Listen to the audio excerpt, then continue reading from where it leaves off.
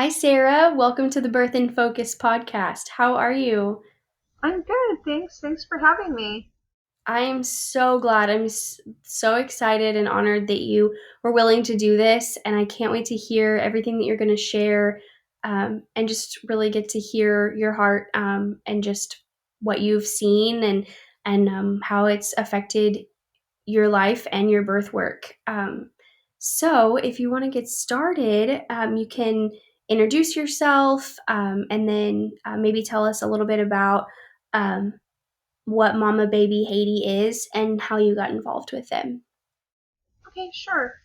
My name's Sara Hunter. I'm a birth photographer. I've been doing birth photography for about 4 years now. I've been doing photography for way longer, on and off for about 40 years. I got started off with Mama Baby Haiti by the birth center that I work directly with that happens to be 5 minutes from my house. They're a sister birth center to Mama Baby Haiti. So in 2020, the year that COVID hit, in December of 2020, the midwife asked if I wanted to go to Haiti, which I had never been. And we did fundraisers and ended up traveling to Haiti to go stay at Mama Baby Haiti.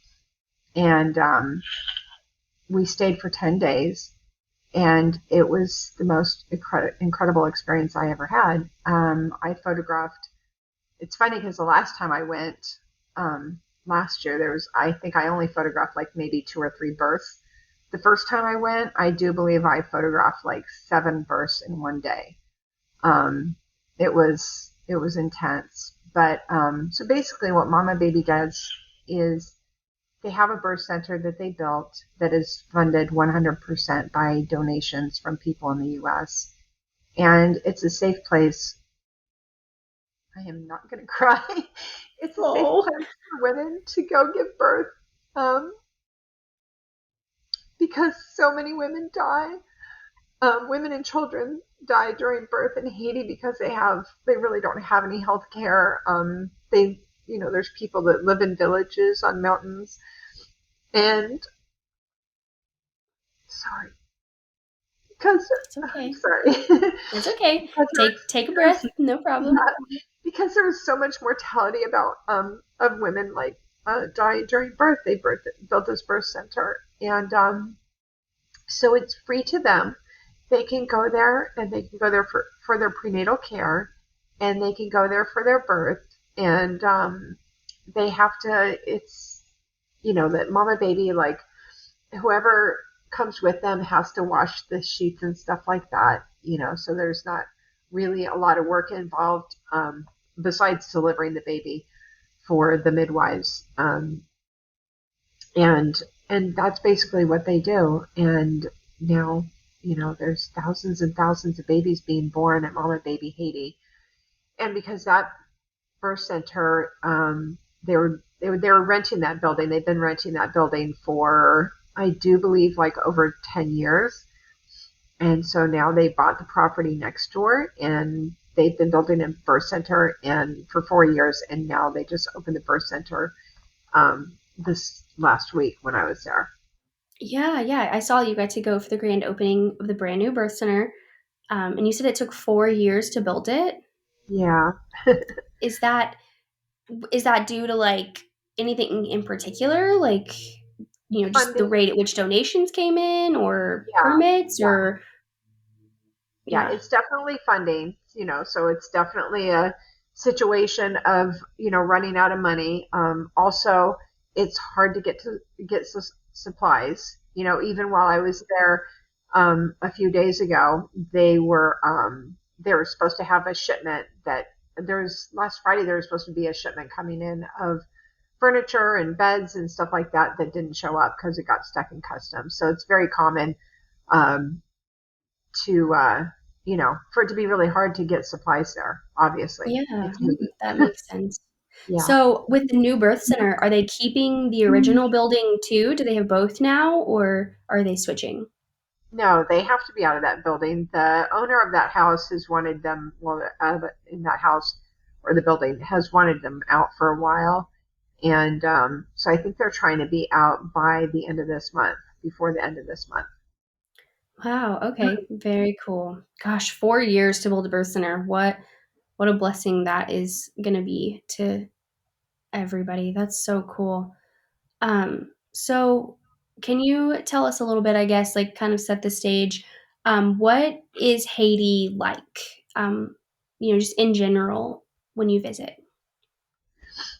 Haiti is it's very dirty. I mean, it's you get off the plane and you're driving to the birth center, and there's huge piles of trash in the streets. Even this last time when I went, there was one street that is completely blocked off by a pile of trash. We had to like detour around it. Um, it's kind of cool because like everybody has. I noticed this when I was leaving. I left. What is today? Wednesday. I left on Monday, and I noticed. And I told the midwife that was with me. I said it's kind of cool how everybody has their own little thing that they do for money. Whatever they're selling. There's like a little guy on the side of on the sidewalk who has like a little sewing machine that you have to do by pedal. There's another guy who rolls a thing down the street and sharpens your knife. Everybody has their own little thing that they do to, try to make money to provide for their families. Um, there is, right now, it's currently very dangerous, more so in Port-au-Prince. There's a lot of gang activity going on. If you Google it, it's like a level 4 do not travel to Haiti right now.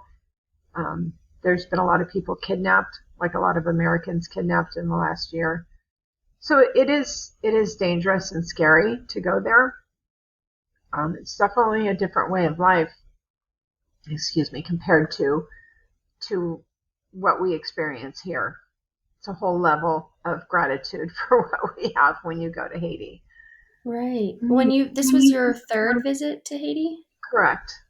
So with the level 4 restrictions on travel, could you feel that? Could you sense that intensity this visit rather than visits in the past?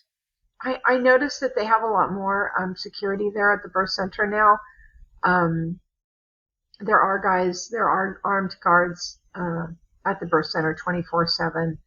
I noticed that the car that they pick us up in now has tinted windows. Even the front windshield is tinted, and there's just like a a little part that's not tinted. So I did notice that.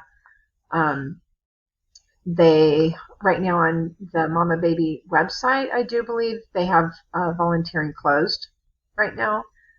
So it's more of just the the board members and stuff that are traveling to MamaBaby right now for necessity. So yeah, you do feel it a little more, the security part of it. When I was there the last time, we went to Port Francais, which is a village up in the mountains that you have to. It's probably like a half-hour drive. Then you have to get on a boat and go to the bottom of this mountain and then hike up this mountain to get to the village of Port Francais. It's like a 45-minute hike that is not easy by any means. And we almost didn't get to go this time because, they have to check to see if is it safe, you know, should we even go? Because of course they're looking out for our safety. They don't want to put us in any situation that's not going to be safe. Yeah. Wow. That's intense. Um, so specifically then moving into birth, I'm really excited to hear from you about what birth is like in Haiti, how it's different, how it's similar than what we're used to in the U.S., and just kind of just what that process looks like. I know you briefly mentioned that whoever comes with the woman that's birthing cleans up and things like that. So like that, I found that super interesting. But yeah, so if you want to just like jump right in and share all the things about what birth in Haiti is like. Yeah, so like I said, it's free. So they obviously supply the midwives to help with the women birthing. Typically, there's not any family members in the room. I mean, occasionally, the mom might can't come in and out, or a sister. They will bring them snacks and stuff to drink. Usually not the men because, like this last time when I was there, they had 3 women in labor at the same time because they have 3 beds in the labor room, so they can't have men in there because there's other women in labor. And it's kind of cute because they all dress the same. They just wear a dress and pull their panties off, and so they just hike their dresses up when they're birthing. And obviously there's no water birth. I think you had asked if there was water birth. Like, there's no water birth. Usually it's just everybody births in a bed basically. So the first year I went, it was kind of hard for me because I had only photographed water birth. So I'm like, wait a minute, what do I do? Like, how do I photograph birth of somebody in a bed? It was so awkward to me. And they're all low beds too. They're twin size beds that are, pretty low to the ground. So it was trying to kind of hard to maneuver of like, do I go over here? Do I go over here? I usually shoot with a wide angle lens. So I typically will shoot straight up, above so you can get, the full view. So yeah, they give birth, and then after they give birth, when they pull the sheets, if there's bloodied sheets or whatever, either way, they pull the sheets off, and it's up to the family members to take all the dirty linens, and they go out back and they clean all the linens, for MamaBaby. So it's pretty cool that the family gets involved, and then they go into they have a postpartum room where they go and they can stay there for a few hours, or I did notice some of them stay overnight because you have to keep in mind when they leave the birth center, they have to get on the back of a motorcycle with a newborn baby because that's pretty much the only way they travel, either walking or on a motorcycle. Wow. Yeah, I was gonna ask about that because I envision that they all live nearby or whatever, or, like, or hopefully some of them do, and envision them like walking home with their new baby after they just had a baby. Like, gosh, I can't imagine. It's insane. Like the village Port Francais that I just went there last Sunday. Um, so I think what they do is there's a road closer to Port Francais. Like, we hike up the mountain to get there, but I guess there's a road somewhere on the other side that they hike to the road, and then they ride from there on a motorcycle to the birth center, give birth, and then have to ride back on the motorcycle after giving birth, which I can't even imagine what that's like. I know. And carrying a baby, I have pictures from I think the first time I went to Haiti. I have a picture of the most I ever saw was 6 people on one motorcycle, and one of them carrying a newborn baby. It was Wow. pretty intense. Gosh, Yeah. the people in Haiti are just so tough and so strong. Yeah, and like I just like obviously like as a birth worker too, I just like I have so many questions about just like the craziest things. Like here after birth, like you go home in a giant diaper. Like, do they have giant diapers in No, Haiti? no, there's no diapers. It's funny because like people, when we take donations, we always take cloth diapers, and people want to donate like, oh, can I donate formula? Can I donate bottles? Like, they don't do that. Like, it's breastfeed only. No, they Yeah. don't have diapers. They usually, I think they wear their panties with like a thick like cloth that they fold up and put inside. So everything is washable. There's Yeah. nothing that's disposable. All the diapers are cloth diapers. Yeah, it's very different. Even just watching them birth, it is very instinctual the way they do everything. There's nobody coaching them really. I mean, the midwives um, are helping a little bit. Like, if they feel like they need to go from side to side, or if they need to go walk around or whatever. But birth is very instinctual there. And like, I was there the other day, and I think I was telling you earlier that I was sitting with one mom, and the other mom, she just kind of was laying over there in labor, and all of a sudden she made that grunting, pushing noise, like, ugh, Mhm. and then they're like, Mhm. okay, they pushed the cart over there. She's about to give birth. And yeah, it's pretty cool. Like, a lot of times I put my camera down and end up doing hip squeezes, and the midwife has a picture of me with my arms wrapped around one of the Haitian moms who just wanted me to to hold her, you know. So Yeah. it's pretty incredible. The first time I went, there was a mom or a little girl who was 16 that gave birth, and you know, and I spent a lot of time with her because I can't even imagine how scary that is for her, being so young and being in labor and just being in pain. And so I held her for, I think, about 4 or 5 hours that I just sat with her and held her hand and helped her through labor. Yeah. It's very different.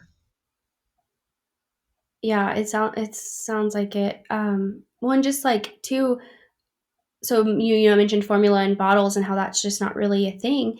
Because I do remember recently too that you had talked about spending an entire day, including births, with no electricity and no water.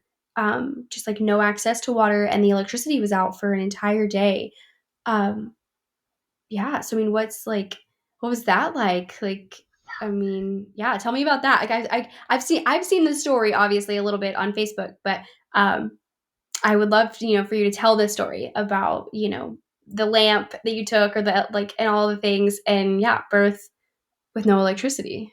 Yeah, yeah. So the last time, that was the first time I went, um, they they have a generator. Well, they like right now there's no electricity that comes from Haiti at all. I don't think I don't think it's anywhere. I know for sure it's not in Cap Haitian. So the first time I went, like the electricity would go on and off for maybe an hour or something, and then it would shut off.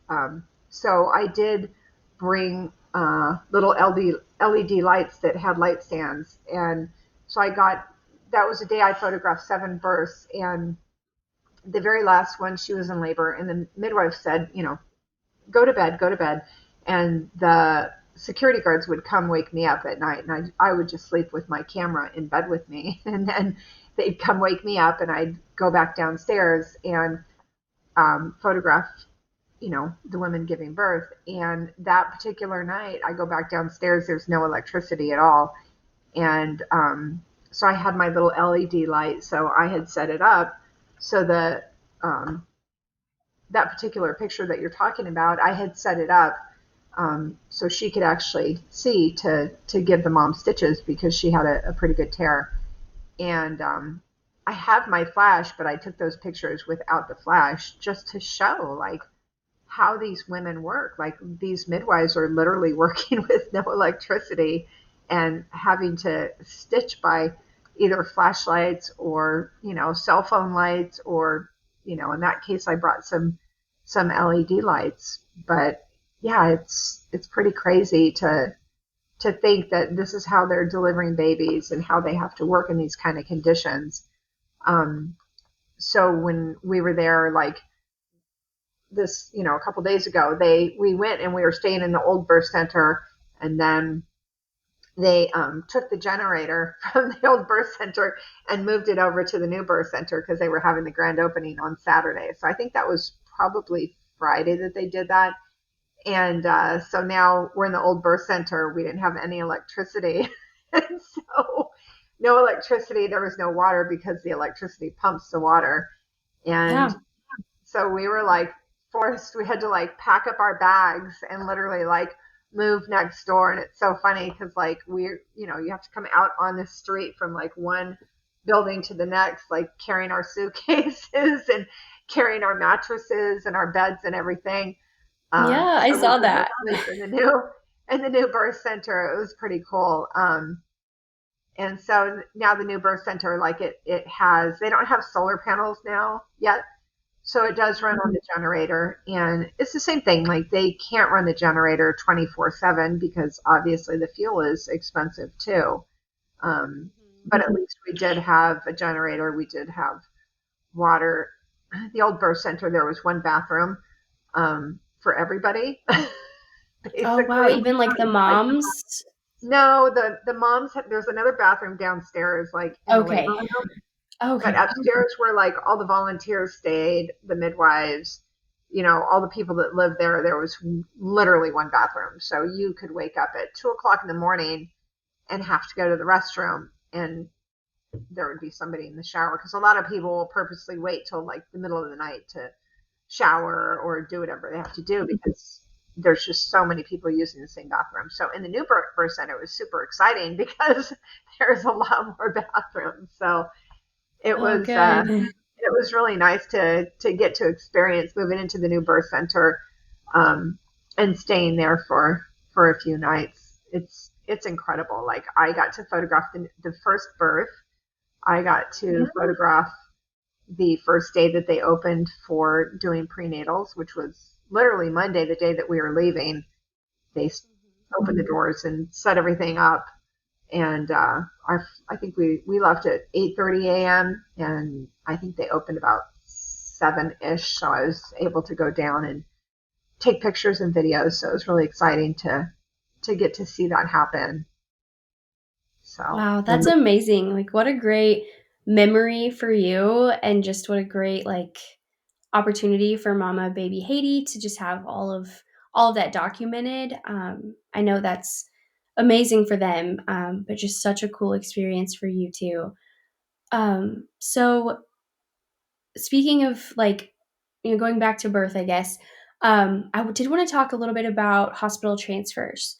I have a lot of questions too, but I'm going to try and just cover the big ones because if not, we could be here all week long.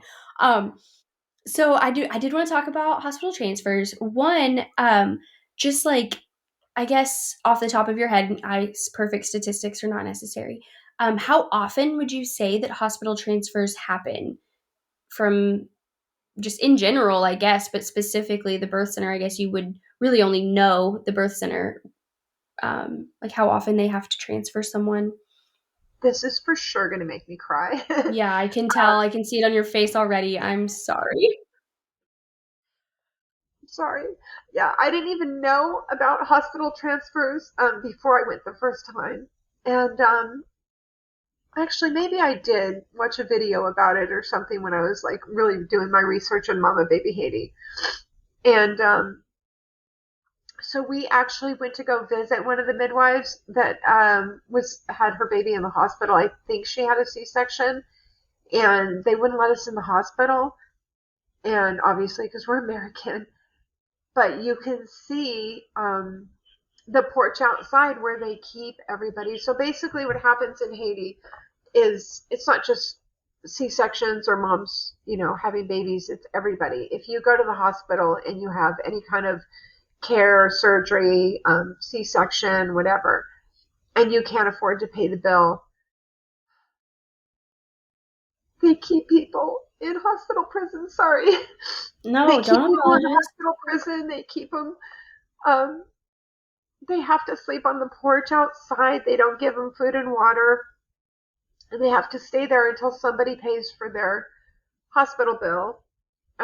If there's 30 people out there and only 2 people get food brought to them by their families, then they share the food with everybody else. Um, there were moms that were kept in hospital prison for, several months with their babies. And even that time that we were there was a teenage mom that gave birth. She had a C-section, and the mom died during birth, and then they wouldn't give the baby to the family until somebody paid the bill. It's yeah, it's it's so hard to believe that they really do that. And MamaBaby Haiti, they'll raise money and they will pay thousands of dollars to get moms out of prison. Um, the first time I went there, I actually met one of the families of the mom that was kept there for 3 months. I think it's like if you go on my website, I'm pretty sure I have a blog about it and pictures of the family. And yeah, it's unbelievable. Like I was not prepared for that. I had no idea. So a couple days ago when I was in Haiti, there was one of the moms that came in that ended up being a hospital transfer. I think the baby was transverse. I don't think she had enough fluid. I'm not really sure. They did send her out for ultrasound, and she came back, and they're like, "Yeah, we have to transfer her." And so the father came back, and the midwife that I went with, she paid for half of it, and MamaBaby MamaBaby Haiti paid for the other half, and the C-section was only like $400, the hospital bill. So the father came back and we gave him the money and he was able to go back and pay the bill and get his wife out of the hospital. But yeah, it's insane that that actually happens. Like I think, that is like, one of the saddest things to see is the fact that they really do that. Yeah, I mean, it's just, I mean, honestly, it's completely inhumane, Right. just right off the top, but gosh, like, just so big, and, I mean, and to think that, like, I mean, before I saw you post about that just the other day, and so and, for so many, literally before they're hearing this conversation right now, they had no idea that that was a thing. Like, I mean, every single day, especially here in America, I mean, we debate over whether or not a home birth hospital transfer is considered a home birth fail or not. Meanwhile, in other countries like Haiti, women are spending 3 months living on a porch with their newborn because they can't afford to pay their way out. Like, that's Yeah. just insane. And like, I mean, I don't know, it would take so much research, but I like want to know, like, obviously like donating to MamaBaby Haiti and other organizations who are helping with this, but like, other than that, how do we change that? Like, how do we make that not a thing, because that's just like, it's just not okay. Like, that's, oh, Yeah, it's so crazy. Like the first time I went when we were at the hospital, like I literally went up and I was like, in fact, I somewhere there's pictures of me like handing money through the slats to the families, so they could yeah, buy food.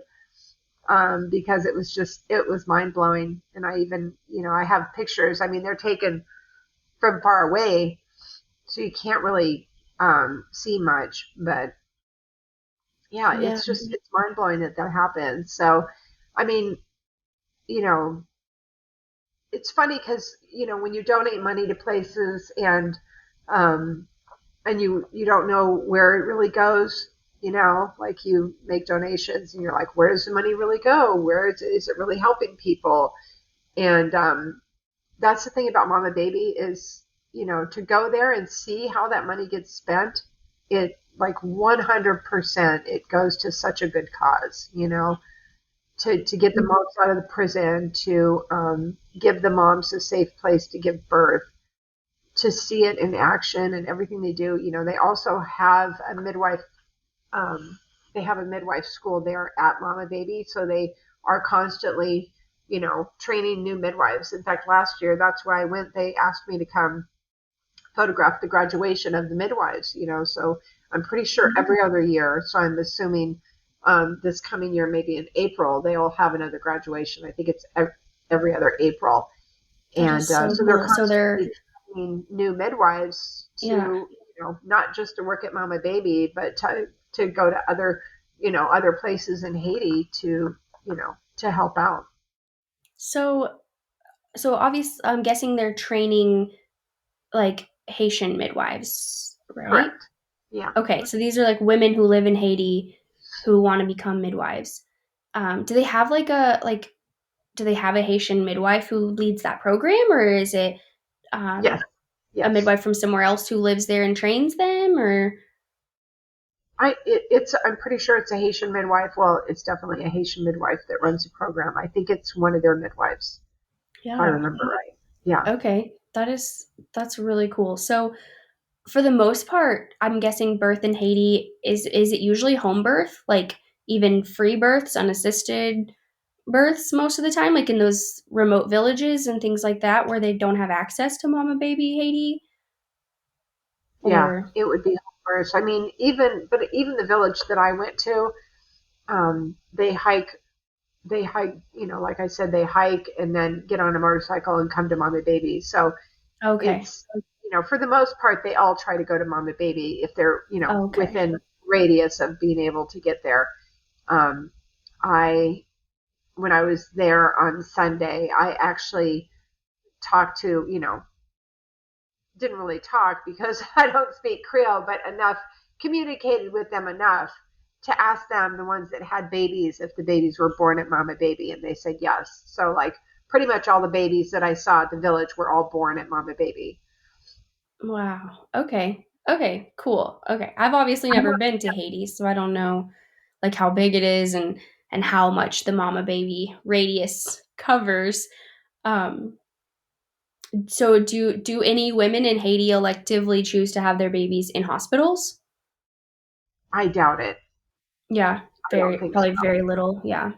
Yeah, Okay. I don't think so. Now I don't know what happens for people that are further away from MamaBaby, because obviously, Mhm. if you're traveling by motorcycle and it's your, third birth, I don't see how far you're going to get on a motorcycle, Mhm. being in labor, trying to get to MamaBaby if you're over an hour away. Yeah. Wow. Okay. So, um shifting more, I guess, like to your personal experience, um, how many times have you been to Haiti now? 3 times. 3 times, right. Okay, that's what I Yeah. thought. Yeah. So And the about first how time I many went, births how many what? oh, no, you can no, you go ahead. You were gonna expand on how many times you've been, and that's great. Well, yeah, the first time I went with the midwife. Last time MamaBaby asked me to come photograph the graduation, and then this time they asked me to come photograph the grand opening. The first time I went, I was there for 10 days, and I took, I don't know how many pictures, probably thousands. I delivered, I think, 3,000 photos to MamaBaby, and I think that's why they asked me to come back, because they Yes. were so blown away of, I sent them a Smug Mug gallery that literally had like broken down every day that I was there, if it was birth center, you know, whatever I did, I documented everything and then sent all the photos to them. And still to this day, if you look at MamaBaby's, Instagram website, whatever, they still use my photos from the first trip um, to, you know, to on their social media and everything. So I think Yeah. that's why they keep asking me to come back, because I overshoot Yes. everything Same. and over deliver. Yep. I can absolutely relate. Yeah, So off the top of your head, do you know how many births you've photographed or witnessed in Haiti in between those 3 trips? I would say probably about 20. Yeah, Wow, I've that's really probably cool. photographed 20 births. There's maybe one birth that didn't want photos. Like I said, this last time I actually brought photo releases with me, had them, translated into Creole, and had a translator to explain what I was doing, and to have them sign the photo releases. I showed them, pictures back of camera of their births. And I've also now recently started getting their WhatsApp. So after I edit the pictures, I can actually send the galleries to them on WhatsApp so they can actually see their birth photos. Oh, wow, that's really cool. Yeah. But That's it's yeah, definitely, yeah, it's definitely a lot of births. So to go from, being in the US and then photographing here, like I said, I always did water birth, and then I get there and they're all birthing in a bed. I'm like, this is very different, but it's yeah. pretty cool. Do you have a hard time, like, I guess going back, like, when they're say, like, this last time when you had 3, birthing at the same time, is it difficult to, like, go back and, like, sort out their photos after? Like, do you bounce back and forth between the 3 of them and then have to Yeah. just sort them all out later, I guess? Yes, but that's easy. Yeah, I mean, okay. I'm also a CrossFit photographer, so that's a lot worse when you're photographing, you know, Yeah. 10 athletes, competing at the same time, running up and down, and then having to sort it out. So yeah, sorting out birth photos is a piece of cake compared to doing, you know, CrossFit athletes. Yeah. So, what do So you love most about documenting birth in Haiti? I think I mean, like we were talking about earlier, it's very different. birth in no, I was going to say California. Birth in U.S. is very bougie, Yes. where everything's decorated and you know Twinkle it's just lights and yeah the white twinkle birth lights, pools and all the little matching decorations. outfits. Yeah, the Yes. little you know nightie with the little matching robe and all that the bougie U.S. stuff. That we're here for also though, Yeah, because I mean, as a birth yeah, photographer, I'm here for it for yeah. sure. We're here for it, but it's very different in Haiti. Um, there's a question of why do you know, and like we discussed, why do the women not look happy? They're not mad because I'm photographing them. Like they've signed photo releases, they've given me permission. They're not forced into doing it. But yeah, when I take pictures, they're not smiling. They don't smile in Haiti. That's just their culture. That's the way they are. They don't hold their babies. When the babies are born, they typically have their hands out. The midwives will have to take their hands and put them on the baby. They usually look off to the side. Um, that's just, it's their culture. It's the way it is. You have to think about in the US, these women are probably trying to get pregnant, have been trying to get pregnant. They're super excited about their birth. Where in Haiti, when they give birth, they're thinking about how am I going to feed this? How am I going to feed this baby? It's another mouth to feed. So it's a lot of things to think about that are very different in Haiti than it is here. It's all very cultural though. They all make the same clicking sounds. They all say Jay Z, which is Jesus in Creole, and it's just, I've put my camera down and held on to moms when they're in labor uh, because it's not like you have all that support. You don't have the doulas. You don't have your husband in there. You don't have really anybody else in the birthing room with you except for the midwife. And so sometimes, like the other day when I was there, they literally had one midwife and three moms in labor. I did notice that they did have another midwife come in for a few hours, so they must have called in for backup because, they did have three moms in labor. So what happens if they're both pushing at the same time, right? Yeah. Yeah. That's that's definitely tough. I mean, I've even seen that happen here in the US. I mean, a lot of the birth centers I work at have multiple rooms. Granted, they each get their own beautiful private suite in a birth center, but they do have multiple suites that can sometimes be occupied. And so you've got midwives running back and forth between all the rooms. Um, so yeah, backup is definitely important. Um, so how would you say that your experiences traveling to Haiti have challenged you or even changed you?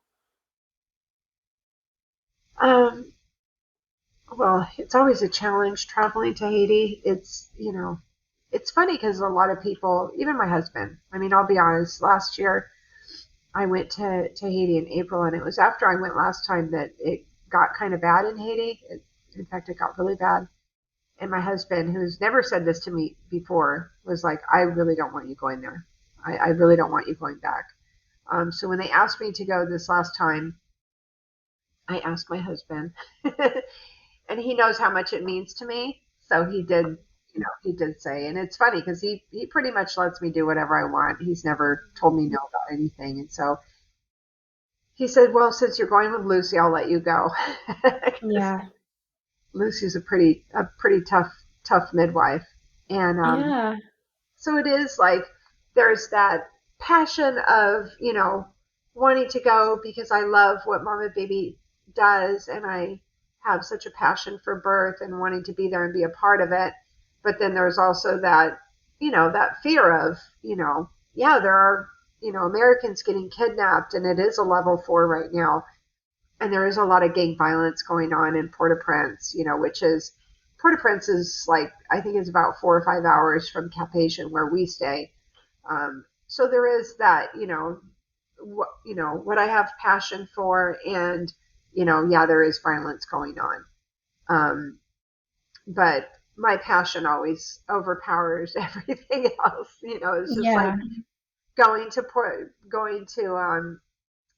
Port Francais, the village. Last time I went was the first time I went, and after being very deathly ill for 3 days, the last time that I was in Haiti, we hiked to the top of that mountain to go to the village, and I felt like I was going to die. And when I got up there, I took several pictures of, and I bring an extra lens with me just to make my backpack heavier. I brought a portrait lens, of course, and I like to take pictures of all the little baby faces, all the kids' faces. And so this last time when I went, I printed out all the pictures. I printed out like 50 pictures and brought fruit snacks, toys, candy, like brought all kinds of stuff for the kids. And so when I got up there, um, I handed out the pictures, and you have to keep in mind these people have probably never seen a photograph of themselves ever. Wow. And so I passed out these pictures, and I usually shoot black and well, I always edit black and white. I printed all the pictures out in color, because they're just Yeah. all the bright colors and everything, and it was so incredible to watch. All the little kids and the moms like going through the pictures and finding pictures of their kids from last year. And so I have, which is one of the videos that I posted on my Instagram of the little girl holding the picture and then, showing her face of, Yes. her like a year later. I saw And that. It was the cutest thing. I was hoping you were gonna share that story because it was so yeah, cute. She was, it like, was, so happy. She had this, like, little picture of herself, and she kept, like, showing how much she's grown. It was the cutest thing. yeah, it was really incredible. Like that was a highlight of my trip last year. And so Jennifer, who is the one who basically runs MamaBaby, like I begged her. In fact, even when she first asked me to go, I said, I will go as long as I can go to Port Francais.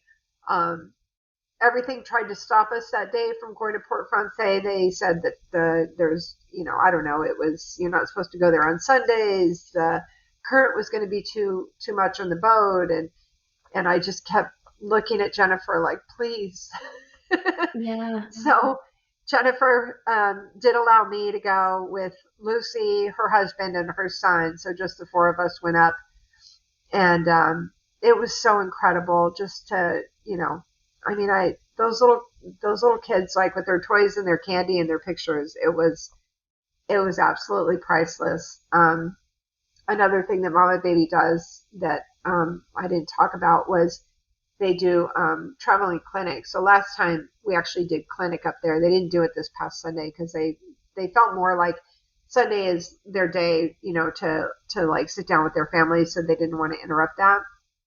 But they also do traveling clinics. So they do prenatal care for moms that are pregnant, and also treat a lot of the families for scabies. So if you really look at those videos that I posted, as they kind of scan across some of the people, you will see that they do have like sores on their legs, and some of the babies, and there's like a older gentleman that's sitting next to one of the babies, and if you look closely, you can see that he has, which looks like it's probably scabies on his legs.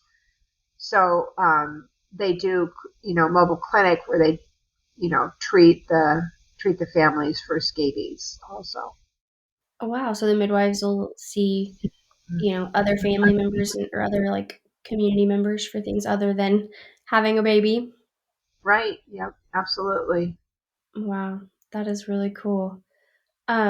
So you've shared so much already, but I wanted to make sure that we covered anything you wanted to. So, are there any other stories that you would like to share that you haven't mentioned yet, good or bad?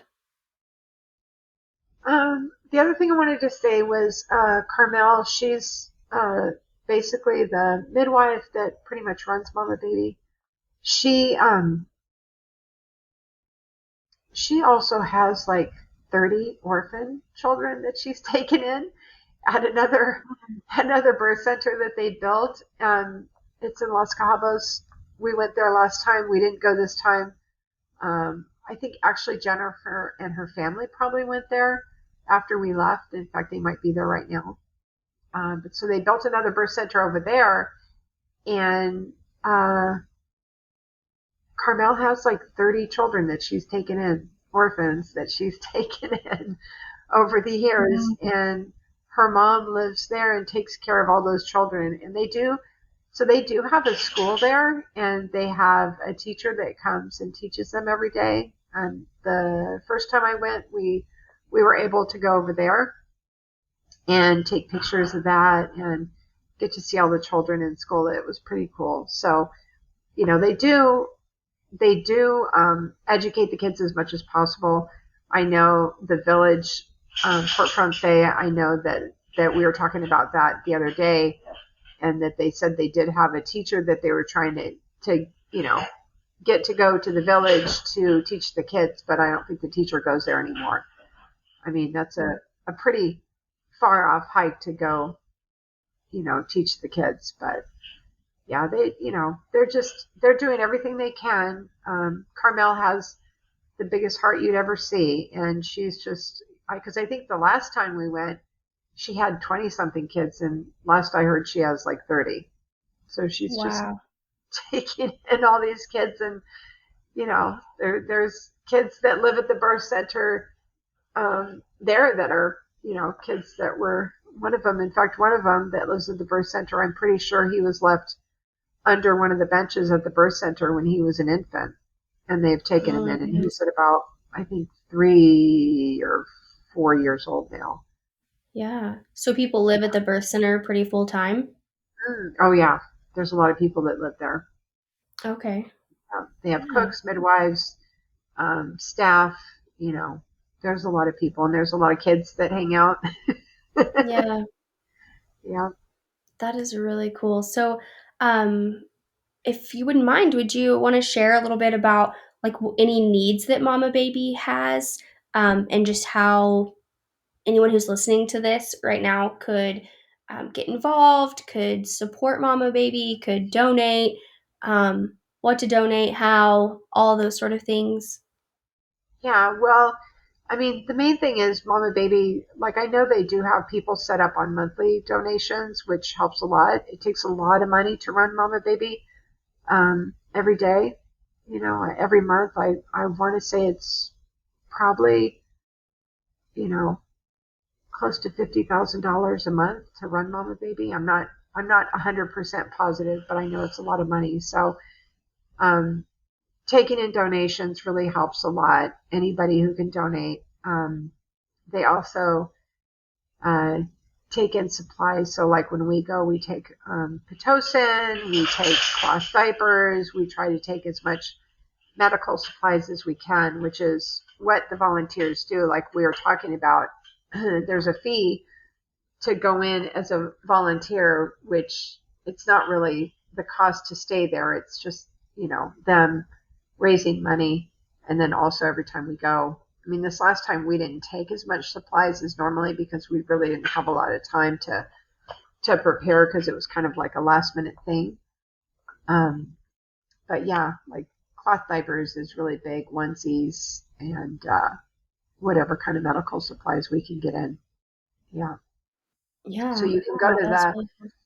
Yeah, you can go to the Mama Baby website now. Like I said, the volunteering I heard is closed down on the website. I'm not really sure if they're going to open it back up. You can contact me, anybody who wants to volunteer, and I can reach out to the board and see if there's ways that people can get in to help out. Okay, yeah. That's the perfect little segue into sharing about how the listeners can um, contact you or connect with you, follow you, as well as also connect with Mama Baby and follow them. So if you want to just like shout out like Instagram handles and websites and email addresses and things like that, you're welcome to do so. Yeah, so Mama Baby Haiti is mamababyhaiti.org. That's their website. Reach out to them there. And my Instagram is Sarah Ann Photo. So there's no H. So it's SaraAnn Photo. And if you reach out to me there, then I can try to connect people with the board members of Mama Baby in case it's harder to get through on the website. Because I think, like I said, I think the volunteer part is closed down. So I'm not sure if there's a way to like get around that, connect with people directly if they do want to travel to Haiti. Yeah. Well, thank you for being willing to connect with people and to see if you can get them involved. I really appreciate that. And just, I appreciate you so much for just everything that you've shared, on social media, been following you. I want to say since your first trip to Haiti, um, if not before then, I've been following you since then. And just, I really love seeing everything that you share and your experience. So firstly, I want to thank you for going to Haiti and for loving the people there, but also for sharing that experience with people like me. And thank you so much for being willing to share your experiences on the podcast, and especially right off of a trip. I mean, I was so surprised how quickly you messaged me. I was like, "Are you sure you don't need like some time to rest?" Like, really? Okay. So yeah, I was I know so what excited. I didn't get. Yeah, I didn't get sick this last time, so by some act of Yeah, God, I mean, I brought a lot of food with me, so I think that might be part of it. But I also have to photograph a CrossFit competition this coming Saturday, so I'm glad I didn't get sick because yeah, me too. last time I got so sick, and I think I got back on a Friday and had to photograph a CrossFit competition on a Saturday and almost died. Like Oh, literally, I gosh, don't even know how I did it.